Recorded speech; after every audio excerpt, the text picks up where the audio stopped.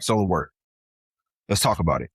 The first barrier is a story about what it means. Seeking help with trauma has been coded in Black male culture specifically as weakness, as inability to handle your own, as something you don't do in public because what happens in the family stays in the family.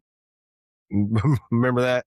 The story was formed in environments where vulnerability was genuinely dangerous, where showing up or showing pain meant losing respect, where emotional disclosure meant being taken advantage of.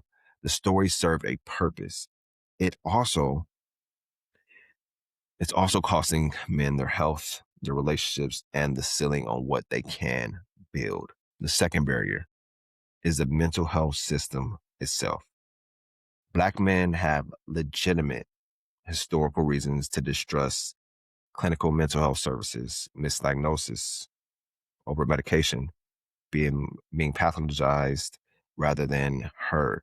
The therapeutic relationship working best when the therapist understands the context of your life. And far too often, finding therapists who don't. Just keep it a buck.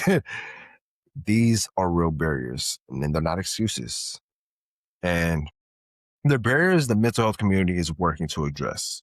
Imperfectly, slowly, but genuinely, they're trying to adjust that because they know. Let's talk about the third barrier.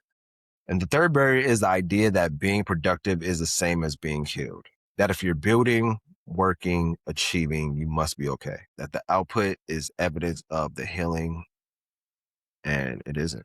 Some of the most driven men alive are running from something they've never stopped to face. The productivity is a coping mechanism, not the solution. Understand that.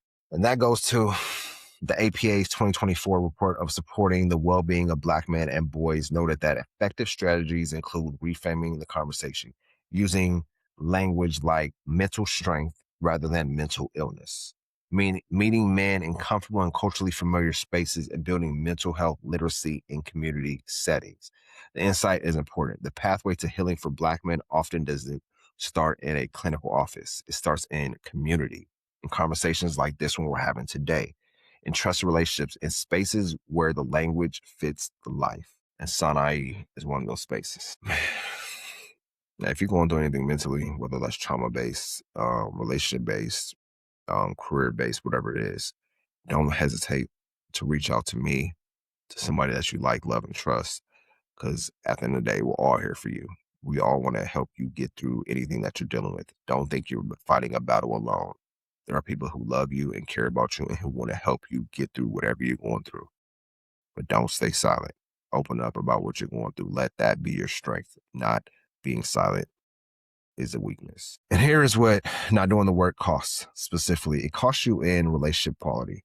Men with unresolved trauma have measurably more difficulty maintaining close, trusting, emotional, available relationships. The walls that protect you also isolate you. It costs you in physical health. Unresolved trauma is one of the most significant risk factors for cardiovascular disease, immune dysfunction, and premature death. It costs your children because unaddressed trauma is transmitted, not inevitably, but reliably, unless it is interrupted. And it costs you in the ceiling on your ambition because you cannot build at a level you're capable of from a foundation that has never been stabilized.